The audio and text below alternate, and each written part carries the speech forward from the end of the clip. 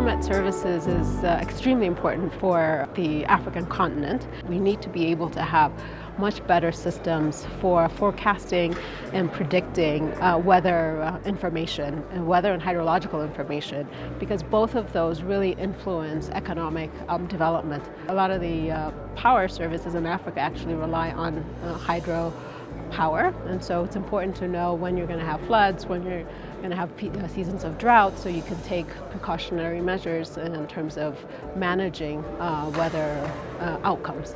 And I think in the context of climate change, when so many of the indigenous forms of knowledge are being undermined, because traditionally farmers have been able to use weather patterns, look at signals from nature to be able to know when to plant, when to harvest, and so forth. But all of these systems, these indigenous knowledge systems, are being disrupted as a result of climate change. So we really need to have more scientific basis, but together, of course, continuing to use community knowledge to be able to forecast weather outcomes and also disseminate this information to end users.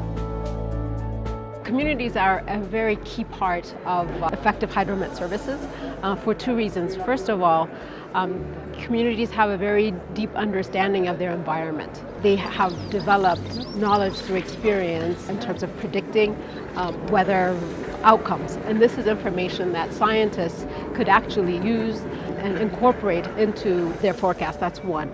And then secondly, we also need to be able to communicate weather data, Hydromet information, to communities. So they're the recipient, the end users, and they're the recipients of this information. So we need to be able to use it to convey messages to particular target groups. You might have some vulnerable groups who will not have the ability to access information from, say, the national the weather systems. But if you really used, say, CSOs or community-based organizations that are locally based, they will be able to transmit this critical information. We're doing a number of things in the Africa region. We have the Africa Hydromet program that's financed through JFDRR and other partners. That's developing the technical capacity of many of our partners, but we're also developing lending programs.